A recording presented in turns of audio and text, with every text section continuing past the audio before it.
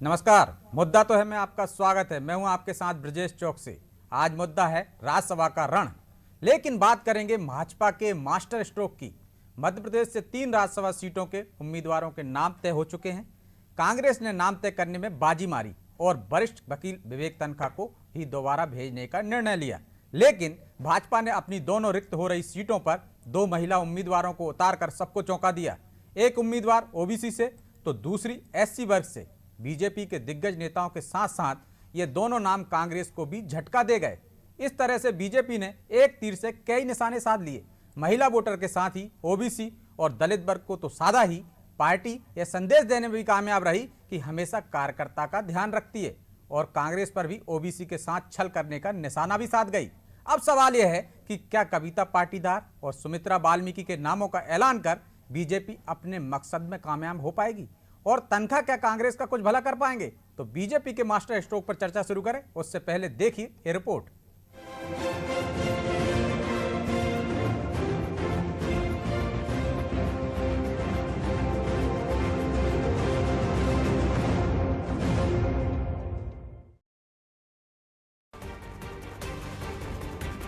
उनतीस जून को राज्यसभा में मध्य प्रदेश के कोटे की 3 सीटें खाली हो रही हैं। इनमें कांग्रेस के विवेक तन्खा तो बीजेपी के एमजे अकबर और संपतिया उइके का कार्यकाल समाप्त हो रहा है। हालांकि कांग्रेस ने विवेक तन्खा को एक बार फिर राज्यसभा भेजने का फैसला लिया है, लेकिन भाजपा ने 2 सीटों के लिए महिलाओं को तवज्जो देकर सभी को चौंका दिया है। बीजेपी ने मध्य प्रदेश से राज्यसभा के लिए कविता पाटीदार और सुमित्रा वाल्मीकि को उम्मीदवार बनाया है। एक दलित और एक ओबीसी चेहरे को सामने रखकर बीजेपी ने आने वाले विधानसभा चुनाव के साथ साथ आम चुनाव में ओबीसी और एससी वर्ग को साधने की कोशिश की है। इसके साथ ही पार्टी ग्राम पंचायत और निकाय चुनाव में महिला वोटरों को साधने की कोशिश कर रही है। दरअसल विधानसभा चुनाव में महिलाओं ने बढ़ चढ़कर वोटिंग की थी। इस बार ग्राम पंचायत के चुनाव में भी 1,90,62,749 महिला वोटर हैं। बीजेपी ने इन्हीं वोटरों को साधने के लिए महिला उम्मीदवारों पर दाव लगाया है, और विधानसभा में बीजेपी के उम्मीदवारों ने सीएम शिवराज, गृह मंत्री डॉक्टर नरोत्तम मिश्रा और बीजेपी प्रदेश अध्यक्ष वीडी शर्मा की मौजूदगी में अपना अपना पर्चा दाखिल किया। मुझे गर्व है कि भारतीय जनता पार्टी ने सुमित्रा वाल्मीकि जैसी बहन को राज्यसभा का उम्मीदवार बना के भेजा। ये केवल बड़े नेताओं की पार्टी नहीं है कि बड़े बड़े चेहरे केवल उन्हीं को टिकट दिए जाएंगे। एक तरफ कविता पाटीदार, जमीन से जुड़ी दिनों रात काम करने वाली हमारी बेटी जो पार्टी की महामंत्री है, उनको टिकट दिया, और एक तरफ सुमित्रा वाल्मीकि जैसे अंत्योदय परिवार से आने वाली बहन को टिकट दिया। ये नेता है, और भारतीय जनता पार्टी ऐसे कार्यकर्ताओं को भी नेता बनाती है। हमें प्रदेश के सियासी गलियारों में ये चर्चा तेज थी कि ओबीसी वर्ग को खुश करने के चक्कर में बीजेपी एससी/एसटी वर्ग को नाराज कर देगी। राज्यसभा की दूसरी सीटों के लिए ये चर्चा शुरू हो गई थी कि पार्टी किसी दलित या आदिवासी को उच्च सदन में भेज सकती है। दिल्ली में मंथन के बाद सोमवार की रात दलित चेहरा सुमित्रा वाल्मीकि के नाम पर मोहर लगी। वाल्मीकि बीजेपी में प्रदेश उपाध्यक्ष हैं। एमपी में एससी वोटरों की आबादी 17% से अधिक है। बीजेपी सुमित्रा वाल्मीकि को राज्यसभा भेजकर इस वर्ग को भी साधने में जुटी है। हालांकि बीजेपी के उम्मीदवारों और योजनाओं पर कांग्रेस ने तंज कसा है। भारतीय राष्ट्रीय कांग्रेस का शुरू से यही है कि वो सबका साथ चाहती है और हम सबके लिए कार्य करते हैं। ऐसा नहीं है कि चुनाव आए तो हमने इनको साध लिया, उनको साध लिया, ये भाजपा का काम है।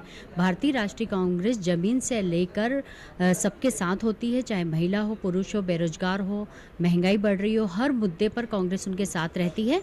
परंतु भाजपा हमेशा से यही नीति रखती है, इनका एजेंडा चलता है कि किस तरीके से हमें चुनाव जीतना है, और चुनाव जीतने के बाद जनता को पूरी तरीके से भूल जाते हैं। आज देखिए मध्य प्रदेश के क्या हालात हैं।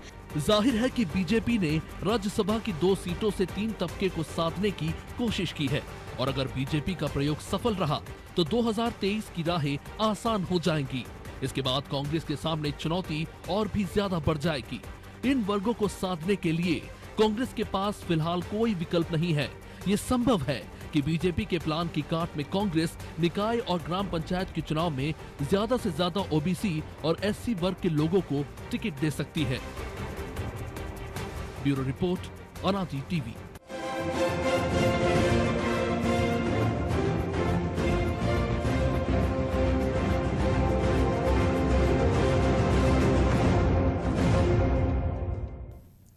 इस मुद्दे पर चर्चा के लिए हमारे साथ मौजूद हैं गीत दी, प्रवक्ता हैं बीजेपी के, मृणाल पंत हैं कांग्रेस प्रवक्ता हैं, और जितेंद्र जखेटिया वरिष्ठ पत्रकार हैं। तीनों मेहमानों का बहुत बहुत स्वागत है। जितेंद्र जी, शुरुआत आपसे ही करते हैं। क्या इस जो निर्णय हुआ है बीजेपी का, इसे हम मास्टर स्ट्रोक कह सकते हैं, और कहीं कांग्रेस चूक कर गई है क्या? आपको क्या लगता है? दरअसल बीजेपी ने पहले एक जाल फेंका कश्मीर फिल्म के साथ। उस जाल से कांग्रेस को यह गलतफहमी हुई कि अगला चुनाव बीजेपी की ओर से फोकस एरिया कश्मीरी पंडित होंगे। वहीं पर कांग्रेस मिस कर गई गेंद को, और कांग्रेस ने कश्मीरी पंडित को इशू मानते हुए विवेक तनखा को अपना प्रत्याशी बना दिया। बीजेपी ने अपने जो 2 प्रत्याशियों का चयन किया, इसके माध्यम से 2 राज्यों को साधने की कोशिश की।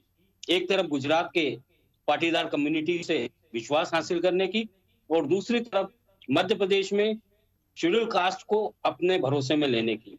पिछला जो विधानसभा चुनाव हुआ था जिसमें बीजेपी चूक गई थी, वहां पर बीजेपी को एससी और एसटी सीटों पर सबसे ज्यादा नुकसान हुआ था।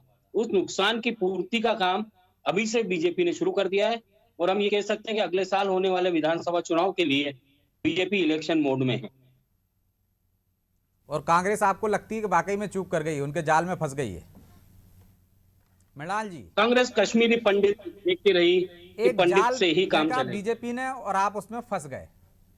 और अब शिवराज जी कह रहे हैं कि हमारी पार्टी ऐसी पार्टी नहीं है जो सिर्फ बड़े लोगों को ही राज्यसभा में भेजे, पार्टी के कार्यकर्ता को, आम कार्यकर्ता को वो भेजती है, और ये निर्णय पर उनको भी गर्व है।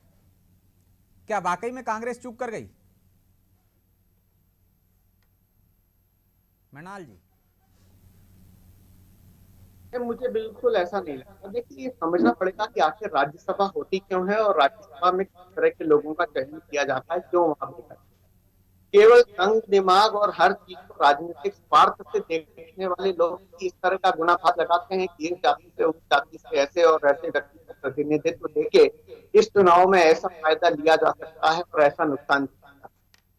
ऐसा करते हुए वो लोकतंत्र की मूल भावना के साथ और राज्यसभा और लोकसभा सदन जिस तरह से बनाए गए थे उस संकल्पना के साथ ही खिलवाड़ करते, तो खिलवाड़ कर डॉक्टर बाबा साहब अम्बेडकर के उस देश के साथ, जहां उन्होंने सोचा था कि लोकसभा और राज्यसभा, लोकसभा में एक वित्त मंदिर होंगे और जनता की आकांक्षाओं का प्रतिनिधित्व करते हुए उनके लिए राहत के समाधान के लिए बौद्धिक तौर पे परिपक्व सोच वाले लोगों को भेजेंगे।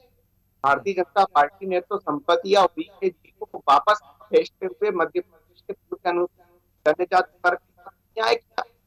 अब जब 5 साल इस बात हो गया कि सदन की कार्रवाई कैसे होती, कैसे वो बेहतर तरीके से राज्यसभा में कंट्रीब्यूट कर सकती हैं, तब उनका पत्ता काट दिया गया और उनकी जगह एक ऐसे व्यक्ति को भेजा जो बहुत अच्छे पार्षद हो सकते हैं, बहुत अच्छे निगम के सभापति हो सकते हैं, यहाँ तक कि बहुत अच्छे विधायक भी हो सकते हैं, क्योंकि ये सब स्थानीय चीजों की चीजें हैं। लेकिन राज्यसभा में तो जाके देश का कानून कैसे बनेगा उस बात पर बातचीत और चिंतन करना है, और वहां के भेज के तो इनको मृणाल जी, शोपीस आपको बनाना इन दोनों भाजपा के उम्मीदवारों की काबिलियत पर संदेह है? बिल्कुल नहीं। मैं तो ये कह रहा हूँ, आपको उदाहरण के साथ बनाना चाहता हूँ।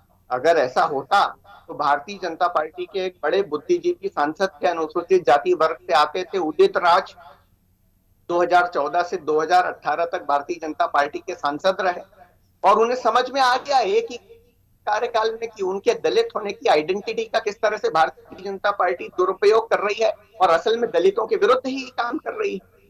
उसी कारण उन्होंने भारतीय जनता पार्टी छोड़ी। ये स्पष्ट तौर पर प्रमाणित करता है कि भारतीय जनता पार्टी को राज्यसभा में केवल शोपीस चाहिए और दलित वर्ग का उत्थान करने में या महिलाओं को वास्तव में सशक्तिकरण करने में भारतीय जनता पार्टी की कोई दिलचस्पी नहीं है। वो केवल प्रतीक खड़ा करना चाहती है, वास्तविक काम करने में भारतीय जनता पार्टी का कोई विश्वास नहीं है। मैं किसी की क्षमताओं पर कोई सवाल खड़ा नहीं करता।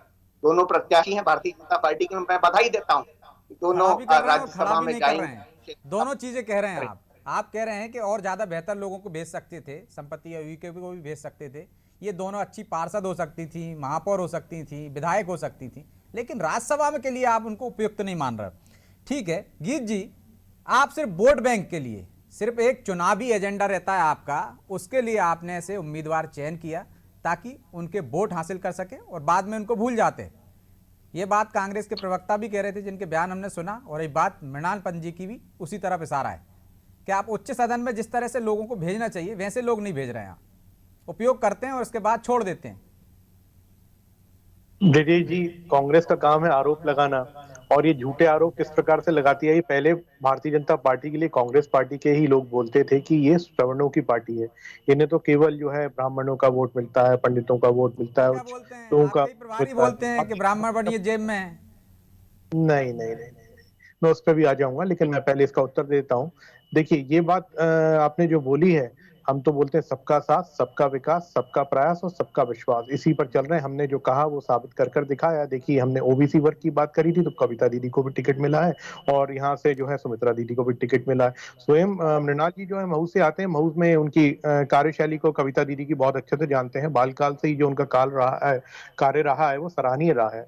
और सुश्री कविता पाटीदार जी की जैसी छवि है, बिल्कुल उस छवि के अनुरूप उन्होंने कार्य करके दिखाया है, पार्टी को जो है सक्षम बनाया है, और एक महिला के रूप में, एक सशक्त महिला के रूप में एक जो चेहरा जनता देखना चाहती है, दोनों महिलाओं को अगर आप देखेंगे तो ये बिल्कुल सशक्त चेहरा है, और हमने महिलाओं को आगे भेजा है।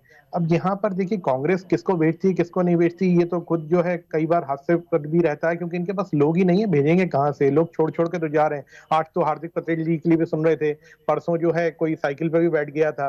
तो ब्रिजेश जी, कांग्रेस का जो आचरण है, अभी खुद बाबा साहब अम्बेडकर जी की बात कर रहे थे मृणाल जी, इनके जो मीडिया के स्टेट कोऑर्डिनेटर है, वो बाबा साहब अम्बेडकर का कितना सम्मान करते हैं दुनिया जानती है। अबे दुबे जी के लिए बात कर रहा हूँ, नाम लेके बोल रहा हूँ मैं। और कई बाबा साहब अम्बेडकर जी के संविधान का कितनी बार हनन किया है कांग्रेस ने, सब जानते हैं। जितनी बार संशोधित शायद कांग्रेस ने किया, किसी और ने कभी नहीं किया। तो ये लोग जो है केवल साधने के लिए, चाहे गुजरात के पाटीदारों को साधने के लिए, चाहे मध्य प्रदेश की 47 सीटें ऐसी हैं जहाँ पाटीदार प्रभावी हैं, उनको साधने के लिए कविता पाटीदार को भेजा, और एससी वर्ग को साधने के लिए आपको सुमित्रा वाल्मीकि याद आ गई। ब्रिजेश जी, एक बात बताइए, हमारी पार्टी की कार्यकर्ता हैं, और जब हर वर्ग की बात आती है तो क्या हर वर्ग को आगे नहीं बढ़ाना चाहिए? हम तो सबके साथ सबकी विकास की बात करते हैं ना। तो जो वर्ग हमें लगेगा कि यहाँ पर इसकी अपेक्षा है और उपेक्षा हो रही है, तो उसको उसकी अपेक्षा वहां पर बनाई जाएगी, उसको ज्यादा आगे बढ़ाया जाएगा। वहां पर जरूरत कांग्रेस को महसूस हो रही हो तो उन्होंने विवेक तनखा जी को भेज दिया। कांग्रेस को तो हर चीज में बुराई दिखती है। अभी कहीं महंगाई पे रोएंगे, जबकि पेट्रोल डीजल सस्ता हो रहा है, बेरोजगारी जो है खत्म हो रही है। आज जो है ये चाहे फिर अभी अपराधों पे रोएंगे, जबकि आप अपराधों की संख्या देख ली, निरंतर कम हो रही है। अपने 15 महीने की बातें नहीं करेंगे कांग्रेस वाले, क्योंकि कांग्रेस के पास में अब टॉपिक्स बचे ही नहीं है, मुद्दे बचे ही नहीं है। तो जनता को बरगलाएं कहां पर? जनता को बरगलाने के लिए, सुर्खियां बटोरने के लिए कुछ ना कुछ तो चाहिए। तो ये नहीं बता रहे कि दोबारा से विवेक तनखा जी को क्यों टिकट दिया, उनके क्या ऐसे सराहनीय कार्य रहे थे। उन्होंने तो ओबीसी वर्ग को छला था, और ओबीसी वर्ग को छलने के लिए सैयद जाफर के साथ में गए थे। वहीं हमने ओबीसी की बात करी थी, कविता पाटीदार जी को हमने सामने से लिया। फिर हमने दलित वोटों की हम जब बात करते हैं तो हम तो वोटर के रूप में नहीं देख रहे हैं, हम वर्ग के रूप में देख रहे हैं कि उस वर्ग से अगर कोई सशक्त महिला आगे आ रही है तो क्या दिक्कत है। उस वर्ग का नेतृत्व करने वाली कोई अगर महिला आके समाज को सशक्त बनाने में, एक मैसेज देने में, अगर राज्यसभा में एक महिला उस वर्ग से पहुंच रही तो क्या दिक्कत है? हम तो बिल्कुल आगे बढ़ाएंगे। हर वर्ग का जो है हम साथ लेकर चलते हैं, और हर वर्ग को, ये पहले बोलते थे मुसलमानों के खिलाफ है भाजपा, भाजपा को मुसलमानों का वोट नहीं मिलता, एससी का वोट नहीं मिलता, एसटी का वोट नहीं मिलता। क्या आप ये प्रचार करने वाले हैं कि ओबीसी वर्ग को ठगने वाले को इन्होंने राज्यसभा भेजा और हमने ओबीसी के उम्मीदवार को भेजा? देखिए, निश्चित रूप से सही बात है, और ये सत्य है कि आप देखिए कांग्रेस की जो करनी है वो इन्हीं के ऊपर भारी पड़ती नजर आ रही है। अब यहाँ पर आप राजस्थान की बात कर ली, राजस्थान में ऐसे किस चेहरे को ले आए जो उसका कोई लेना ही देना नहीं राजस्थान से? अपने कम मृणाल जी, वही बात आ गई कि एक को आपने ऐसे व्यक्ति को भेजा जिसने ओबीसी वर्ग से उसका जो वाजिब हक था, जो 27% मिल रहा था, वो तो छिना ही, 0 पे आ गए थे। जैसे तैसे 14 पर जो कोर्ट ने निर्धारित किया उस पर मिले।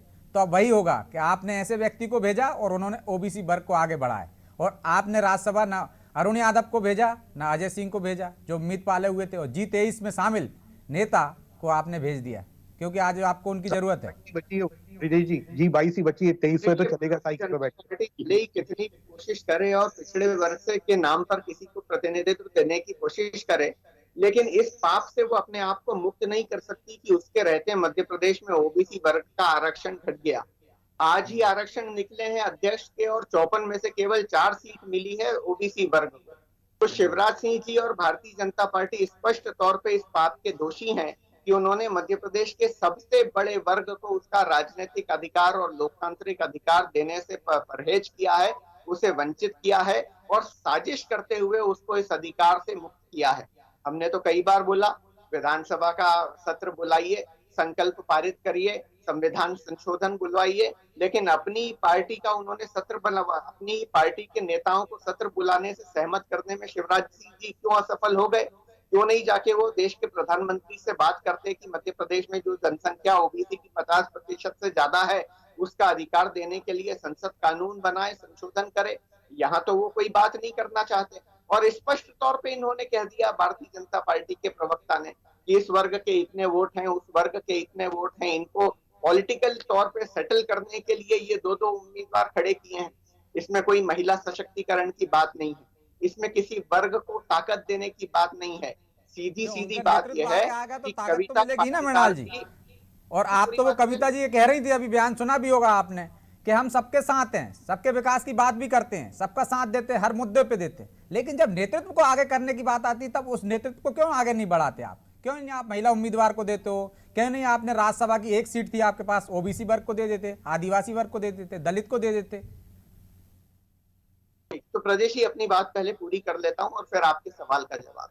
जी जी। कविता पाटीदार जी को भारतीय जनता पार्टी ने प्रतिनिधित्व इसलिए नहीं दिया कि वो पार्टी की बड़ी सक्रिय कार्यकर्ता हैं, पर उनको टिकट इसलिए दिया गया है कि वो भारतीय जनता पार्टी के बड़े पूर्व नेता स्वर्गीय भेरूलाल पाटीदार जी की सुपुत्री हैं। ठीक उसी तरीके से जैसे भारतीय जनता पार्टी ने मध्य प्रदेश में बड़े बड़े नेताओं और पूर्व मुख्यमंत्री के बच्चों को मंत्री बना के स्थापित किया, सखलेचा जी के परिवार को, कैलाश जोशी जी के परिवार को, भोपाल के हमारे विधायक जी हैं मंत्री बने हुए बैठे हैं। इस तरह इन परिवारवादियों को आगे बढ़ाने की श्रृंखला में कविता पाटीदार जी को टिकट दिया गया है, किसी वर्ग को सशक्त करने के लिए टिकट नहीं दिया गया। और आपका सवाल बहुत वाजिब है, लेकिन किसने कह दिया आपको कि कोई दूसरे वर्ग का व्यक्ति किसी दूसरे वर्ग के हितों की रक्षा नहीं कर सकता? क्या विवेक तनखा जी वो व्यक्ति हैं जो न सिर्फ हिंदुस्तान की भविष्य की जनरेशन का प्रतिनिधित्व करते हैं, बल्कि दलित और शोषितों के पक्ष में सबसे ज्यादा अगर किसी ने काम किया है तो उस व्यक्ति का नाम विवेक तनखा है। अनुसूचित जाति, अनुसूचित जनजाति, महिलाएं और पिछड़ा वर्ग के हित में अगर सबसे मजबूत आवाज किसी ने उठाई है तो उनका नाम विवेक तनखा है। आप पूरे महाकौशल क्षेत्र में देखिए, शहडोल के आदिवासी अंचल में देखिए, बैतूल के आदिवासी अंचलों में देखिए, वहां उनके लिए मेडिकल कैंप लगाने का काम, जो राज्यसभा में चले जाएंगे उनसे बेहतर पक्ष रख सकते हैं विवेक तनखा। लेकिन जो एक आरोप लगाया उन्होंने कि जो आप परिवारवाद के खिलाफ की बात करते हैं, तो आपकी एक उम्मीदवार तो परिवारवाद से ही आ गई है। गीत जी देखिए, मैं आपको बिल्कुल साफ एक बात कर देता हूं। उनके जब ये कविता पाटीदार जी की बात कर रहे हैं तो उनके पिताजी जो हैं वो 5 बार के विधायक रहे हैं, फिर राज्य मंत्री भी रहे। 1990 में 93 में जो है वो विधानसभा के उपाध्यक्ष का पद का भी निर्वहन किया है उन्होंने। अब देखिए ये बात तो उनके पिताजी की हो गई, परिवारवाद की बात कर रहे थे, क्योंकि अब मैं इसको झुठलाता हूँ। देखिए सुश्री कविता जी का जो राजनीतिक क्षेत्र में देखिए आप, वर्तमान में जिला पंचायत अध्यक्ष इंदौर जो है वहां का भी उनके दायित्व है, प्रदेश महामंत्री भाजपा मध्य प्रदेश ये भी दायित्व है उनके पास में।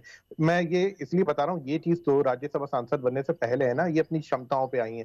पूर्व सदस्य मध्य प्रदेश राज्य महिला आयोग राज्य मंत्री का दर्जा रहा है जून 2018 से सितंबर 2014।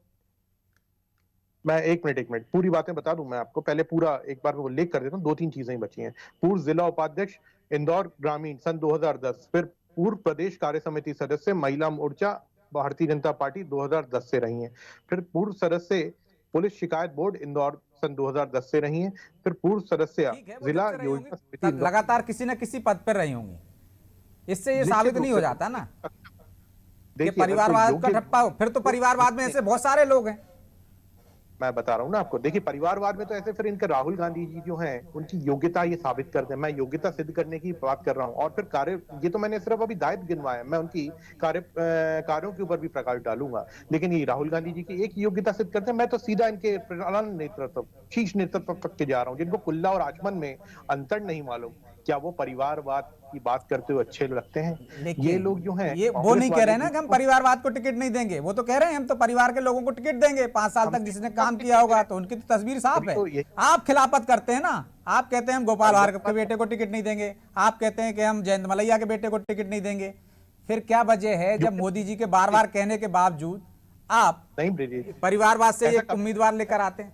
और भी तो मिल सकते थे आपको कार्यकर्ता। नहीं, देखिए योग्यता होगी तो निश्चित रूप से टिकट मिलेगा। और जहां तक की बात आ रही है परिवारवाद की, देखिए ऐसा नहीं कि कोई पद पे उनके पिताजी विधायक रहे, वो विधायक नहीं रही हैं। मैं आपको बता दूं यहाँ पर परिवारवाद का मतलब क्या होता है। कांग्रेस में इनके अध्यक्ष जो हैं, क्या गांधी परिवार के अलग से कोई रहा हो, आप मुझे बताएं, मेरे संज्ञान में तो नहीं है। तो ये देखिए परिवारवाद की परिभाषा अलग होती है। परिवारवाद की परिभाषा ये होती है, मुख्यमंत्री का बेटा जो है वो मुख्यमंत्री की दौड़ में, जैसे अजय सिंह जी की बात कर रहा हूँ, अर्जुन सिंह जी के बाद में, जिसको कांग्रेस जो है अभी तक के जिनका निरादर और अपमान करती आई है, परिवारवाद की दौड़ ये होती है। दूसरी परिवारवाद की बात आपने करी ना, एक तरफ कह रहे हो आप परिवारवाद को सम्मान देती है, एक तरफ कह रहे हो कि अपमान करती आ रही है। कांग्रेस का जो आचरण है दो मुहैया छुरी जैसा रहा है। इन्होंने सबको काटा, ऐसा कोई सगा नहीं जिसको इन्होंने ठगा नहीं है। और भारतीय जनता पार्टी की जहां तक की बात आती है, हम योग्यता के आधार पर चलते हैं, हमने वो योग्यता के आधार पर टिकटें दी। अब देखिए जब यहाँ पर योग्यता की बात आती है तो योग्यता सिद्ध करने के लिए मुझे एक उत्तर दे दें कांग्रेस वाले, बहुत अच्छी बात है, क्योंकि इनके शीर्ष नेतृत्व। अब आप देखिए कमलनाथ जी, ठीक है, जवाब ले लेते हैं, फिर मुझे जितेंद्र जी के पास जाना, समय भी नहीं है। ठीक है जी, मृणाल जी कुछ कहना चाह रहे हैं। योग्यता की चिंता तो भारतीय जनता पार्टी को उस व्यक्ति के लिए करनी चाहिए जो कहता है कि बादलों के पीछे विमान छुप जाता है और उसके कारण रडार की पकड़ में नहीं आता। उस व्यक्ति की योग्यता की चिंता करिए जो कहता है कि नाले की गैस से रसोई गैस का काम हो जाता है। हाँ बिल्कुल, वो सत्य बात है। ईमेल और डिजिटल कैमरा आने से पहले अपनी शेखी बगाड़ते हुए कहता है कि मैंने उसके 5 साल पहले ईमेल भेज दी और फोटो खींच ली। रोज एक झूठ बोल के हिंदुस्तान की जनता में आ रहा है। ये मैं प्रमाण दिखा रहा हूँ आपके चैनल से ब्रिजेश जी, आप ये जो इसकी बात कर रहे थे, क्योंकि जनसंख्या में कांग्रेस के बीजेपी का भी जंग नहीं करती, इस प्रकार के पता है। ये देखिए एक है आपके चैनल के माध्यम से जनता भी देख रही है। पार्टी के नेताओं पे सवाल करें। आशा मोबाइल की स्क्रीन नीचे कर लीजिए प्लीज। सबको पता है, सबने पढ़ ली है वो खबर। भाजपा का कार्य जो है वो है जनता एक करके बोलिए प्लीज। चली है जनता पार्टी सबका विकास, सबका प्रयास और सबके विश्वास को लेकर कार्य कर रही है। इसी के अंतर्गत हमने जितेंद्र जी ठीक है, दोनों की बात आ गई, पर्याप्त आ गई मुझे लगता है। जितेंद्र जी, क्या जिस तरह से उम्मीदवार बीजेपी ने तय किए हैं उससे वो ओबीसी को तो साध ही लेगी, दलित को भी साध लेगी और महिलाओं को भी साध लेगी? क्या लगता है आपको कि वाकई में इससे उसे फायदा होगा? जितेंद्र जी,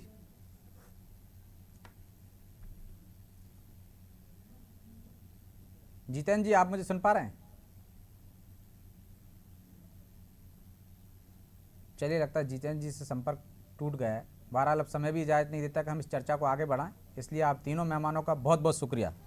तो बीजेपी ने मास्टर स्ट्रोक तो चल दिया, अब इस मास्टर स्ट्रोक के फायदे होंगे या नहीं ये तो आने वाले चुनाव में तय हो जाएगा। लेकिन फिलहाल कांग्रेस बचाव की मुद्रा में है और वो आरोप लगा रही है कि कविता पाटीदार को जो उम्मीदवार बनाया है वो परिवारवाद से आती है। हालांकि कांग्रेस को सवाल उठाने का हक नहीं बनता, क्योंकि परिवारवाद और वंशवाद कांग्रेस में जड़ें जमाए हुए। लेकिन जो भी हो, विवेक तनखा के जाने से क्या फायदा होगा और दोनों महिला उम्मीदवारों से भाजपा को जो उम्मीदें हैं, जो उसकी रणनीति है, वो क्या परवान चढ़ेगी, ये देखने की बात होगी। फिलहाल मुद्दा तो है मैं इतना ही, मुझे दीजिए इजाजत और आप देखते रहिए अनादि टीवी। नमस्कार।